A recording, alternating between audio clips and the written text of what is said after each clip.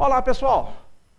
Nós vamos analisar aqui, nós vamos estudar juntos aqui, a Lei 11.419, de 19 de dezembro de 2006. Essa lei trata do quê? Ela dispõe sobre a informatização do processo judicial. Tá? Então, o que nós vamos ver aqui é o aspecto da informatização do processo judicial.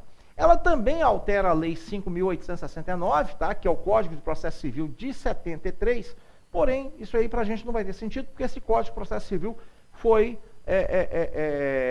saiu um novo Código de Processo Civil, né, um novo código, portanto, essas alterações que ela fez no Código de Processo Civil, para a gente não vai ter interesse, porque isso é tratado no novo código. Bom, então, vamos lá. Capítulo 1, informatização do processo judicial. No artigo 1º, nós temos o seguinte: o uso de meio eletrônico na tramitação de processos judiciais, comunicação de atos e transmissão de peças processuais será admitido nos termos dessa lei. Então, essa lei, tá? Ela vai definir, tá? Ela está colocando aí que vai poder ser feito o uso do meio eletrônico. Então, ela vai estar definindo como que isso vai ser feito. Meio eletrônico, tá? Transmissão eletrônica, transmissão pela internet, transmissão por rádio, transmissão por redes de computadores. Aqui, basicamente, ela vai falar aqui sobre internet, né? A questão é internet, tá? Então, essa lei, ela vai abordar essa questão aí. Então, quando fala meio eletrônico, é o meio por onde o processo vai passar, o processo eletrônico vai passar. Então, você vai poder fazer tramitação, né? Tramitação do processo, comunicação de atos, transmissão de peças processuais, tudo é definido conforme essa lei. No artigo 1º, nós temos no parágrafo 1º, nós temos aqui o seguinte: aplica-se o disposto nessa lei indistintamente aos processos civil, penal e trabalhista, bem como aos juizados especiais, em qualquer grau de jurisdição. Então, ela colocando em quais áreas vai atuar e definindo, inclusive, que é em qualquer grau de jurisdição. A ideia, basicamente, do processo eletrônico, né, do processo judicial, da informatização do processo judicial, é você ter o processo judicial em todas as esferas, tá, da justiça. No parágrafo 2º, ela coloca, olha, para disposto nessa lei, considera-se meio eletrônico. O que é um meio eletrônico? Qualquer forma de armazenamento ou tráfego de documentos e arquivos digitais. Então, quando ele fala meio eletrônico, qualquer maneira que você estiver armazenando um arquivo, por exemplo, se você salva um arquivo no computador, esse arquivo está em meio eletrônico. Se você envia um arquivo pela internet, esse arquivo está sendo enviado em meio eletrônico. Então, meio eletrônico seria isso. Transmissão eletrônica, toda forma de comunicação à distância com a utilização de redes de comunicação, preferencialmente a rede mundial de computadores. Gente, rede mundial de computadores, leia aí internet, né? Então, quando fala rede mundial de computadores, leia-se aí a internet.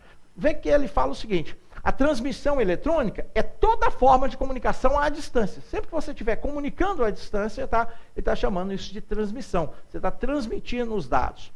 Com a utilização de redes, você pode ter processo eletrônico utilizando uma rede interna do tribunal, sem problema nenhum, tá? Não é a internet, tá? Mas é uma rede interna do tribunal. Aí ele fala em preferencialmente a rede mundial de computadores. A rede mundial de computadores a gente sabe que é a internet. Mas por que ele coloca isso dessa forma, tá? Primeiro, preferencialmente, no sentido de tentar utilizar de preferência a rede. Nós já tivemos outras redes, existem outras redes, né? Mas hoje em dia, quando a gente fala em rede mundial de computadores, você lembra logo de quem? Da internet. E outra coisa também, se amanhã tivermos um outro tipo de rede, tá, que venha a substituir a internet, tá, a lei não vai cair, ela não vai caducar, digamos assim, tá? Porque ele está prevendo que preferencialmente a rede mundial de computadores, porém, está aberta aí à evolução tecnológica. O que é assinatura eletrônica, tá? Assinatura eletrônica é a seguinte forma de identificação inequívoca do signatário, tá? Nós vamos explicar isso aí. Então, formas de identificação inequívoca do signatário. A assinatura digital deve ser baseada em certificado digital emitido por autoridade certificadora credenciada na forma específica, na forma de lei específica.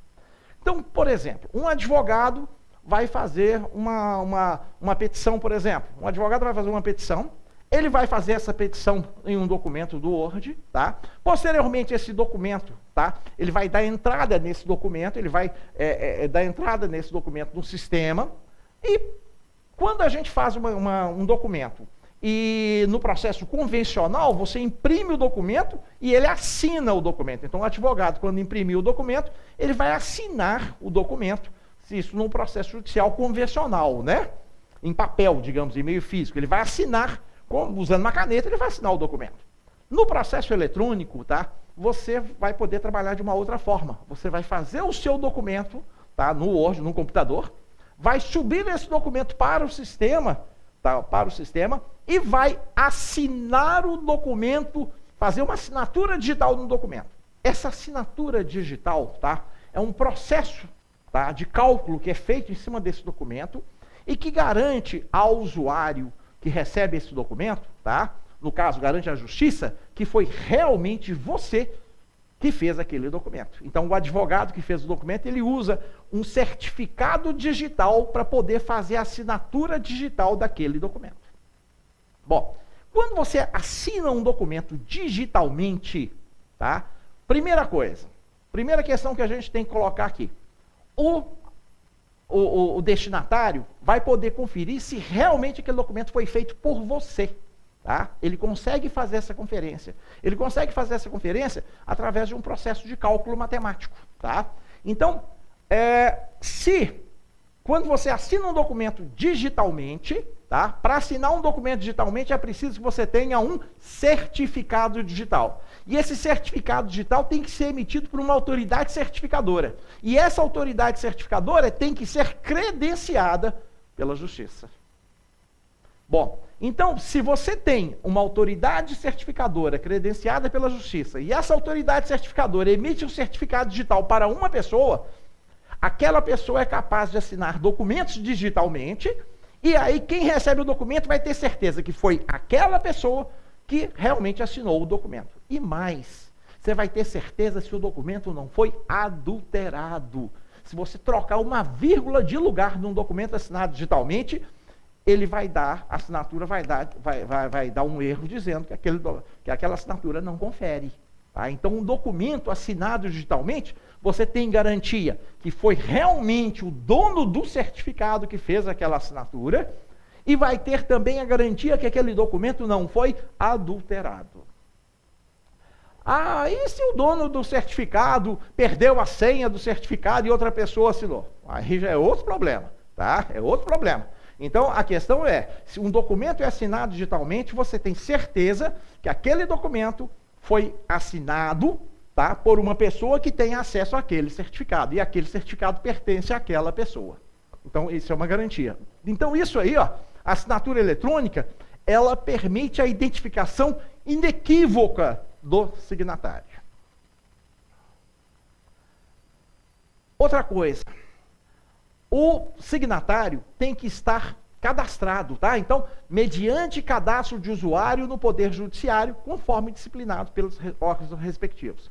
Então, quem vai poder assinar documentos digitalmente, quem vai poder acessar o sistema, tem que ter um certificado digital, né? Emitido por uma autoridade certificadora credenciada, e a pessoa também precisa estar cadastrada no cadastro de usuários do Poder Judiciário. Artigo 2º. O envio de petições, de recursos e a prática de atos processuais em geral por meio eletrônico serão admitidos mediante o uso de assinatura eletrônica, na forma do artigo 1º dessa lei, sendo obrigatório o credenciamento prévio no Poder Judiciário, conforme disciplinado pelos órgãos respectivos. Então, para você poder enviar uma petição, tá, praticar um ato processual, tá, no sistema de processo eletrônico, para você poder fazer isso, tá, você precisa ter uma assinatura digital, tá? Perdão, você tem que assinar digitalmente o documento. Para assinar esse documento, você tem que ter um certificado digital. Esse certificado digital tem que ser emitido por uma autoridade certificadora credenciada. Tá? E tem que haver também o cadastramento prévio desse usuário no sistema. O credenciamento no Poder Judiciário será realizado mediante procedimento no qual esteja assegurada a adequada identificação presencial. Então, se você quer se cadastrar no sistema, no cadastro do Poder Judiciário, tá? Então você quer se cadastrar para poder atuar junto a processos, você tem que comparecer ao órgão competente, tá? Presencialmente. Você não pode mandar uma procuração. Não pode, tem que ser identificação presencial do interessado. Ao credenciado será atribuído registro e meio de acesso ao sistema, tá? De modo a preservar o sigilo, a identificação e a autenticidade das comunicações. Então, quando você se cadastra, você recebe um código de usuário, que é um código que você usa para se identificar. Olha, sou eu, meu código é tal. Você vai receber um código de usuário e você vai receber também uma senha, você vai criar uma senha que só você sabe, para você se identificar. Então, quando você se credencia junto ao cadastro de usuários do Poder Judiciário, você recebe um código de usuário e você cria uma senha que só você sabe. Então, nada de emprestar essa senha para os outros não, tá? Essa senha é sua, só você sabe, tá? Então, com essa senha e esse código de usuário, você vai poder se logar no sistema e efetuar consultas e praticar os atos. Isso aí, tá? Esse cadastro de usuário que você faz vai permitir a você, tá, acessar o sistema e vai preservar sigilo. Sigilo. A questão de sigilo da informação. Então, somente quem é cadastrado vai poder ter acesso às informações. A identificação, quando você efetua o login no sistema, você está se identificando. Olha, sou eu, fulano de tal. E para ter certeza que não é outra pessoa se fazendo passar por você, você tem uma senha que só você sabe. E a autenticidade de suas comunicações, tá? Então, o sistema vai ter certeza que é você realmente e que as informações são autênticas, não foram adulteradas. Os órgãos do Poder Judiciário poderão criar um cadastro único para o credenciamento previsto nesse artigo. Artigo 3º. Consideram-se realizados os atos processuais por meio eletrônico no dia e hora do seu envio ao sistema do Poder Judiciário, do que deverá ser fornecido protocolo eletrônico.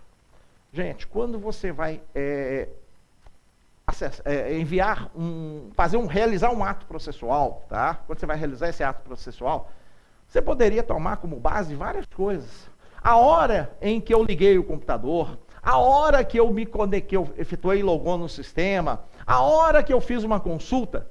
Aqui está disciplinando o seguinte, olha, o ato será considerado realizado, tá, por meio eletrônico no dia e hora do seu envio. Então é quando você envia aquele ato. Quando você envia, vou postar um documento qualquer. Então é no momento que eu envio aquele documento é que é considerado como ele dado como realizado. Tá? Então ele é dado como realizado na data e hora que você enviou aquele documento. E você recebe gerado um protocolo eletrônico para que você prove que você enviou aquele documento. É o seu recibo de entrega, digamos assim. Parágrafo único. Quando a petição eletrônica for enviada para atender prazo processual, serão consideradas tempestivas as transmitidas até as 24 horas do seu último dia. Então, se você tem um prazo de 10 dias para fazer uma determinada ação, tá? Então você poderá realizá-la até as 24 horas, ou seja, até a meia-noite do último dia. Tá? Isso aí é para ficar claro que o horário não é 4 da tarde, 5 ou 6. Então considera o horário até o quê? Meia-noite, até as 24 horas. Agora, gente, se você fizer essa ação ao 1 minuto do dia seguinte, você já está fora do prazo. Então é tempestivo aquelas ações feitas, transmitidas até as 24 horas do seu último dia do prazo.